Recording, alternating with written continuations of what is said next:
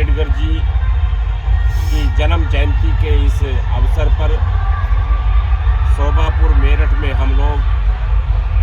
पूरे धूमधाम से मना रहे हैं। मेरठ में ही नहीं, समूचे भारत में और उत्तर प्रदेश में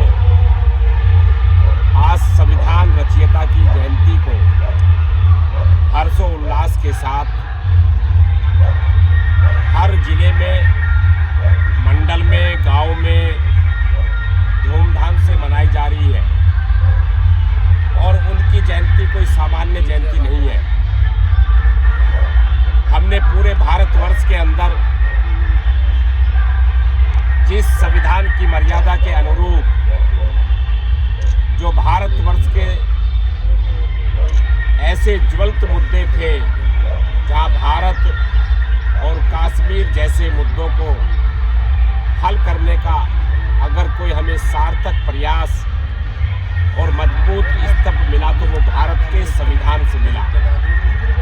और उस संविधान के अनुरूप धारा 370 जैसे उसी संविधान से भगवान राम के जन्मभूमि जैसे मुद्दों को लेकर के और उसी संविधान से जो हम सब लोगों को एक लोकतंत्र को मजबूत करने में हमारा सब नागरिकों के अधिकार की रक्षा करता है, वो ऐसा संविधान और ऐसे संविधान के रचयिता ऐसे डॉक्टर भीमराव जी की हम जयंती पर आज सब कार्यकर्ताओं के माध्यम से इसे धूमधाम से मना रहे हैं। और मैं कहना चाहूँगा कि हमें अपने इस लोकतंत्र को ध्यान में रख कर के भारत को जो विश्व के अंदर जो सबसे शक्तिशाली लोकतंत्र है वो किसी की देन अगर है तो वो डॉक्टर भीमराव अंबेडकर जी की है। इसके कारण से हम सब हम छोटे से छोटे अधिकार को लेकर के, नारी शक्ति के अधिकार को लेकर के, व्यापार के अधिकार को लेकर के और इस कानून को जब हम साथ लेके बैठते हैं तो इस देश का जो नागरिक है, प्रदेश का जो नागरिक है, वो अपने आप में एक ताकत और मजबूत रहता है। तो हम सबको उनके अधिकारों का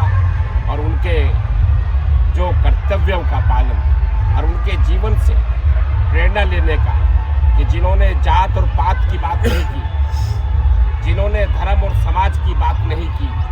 उन्होंने इस देश के भारत माता के सम्मान की बात की। इस अवसर पर मैं सभी को हृदय से बधाई देता हूँ। उनकी जन्म जयंती पर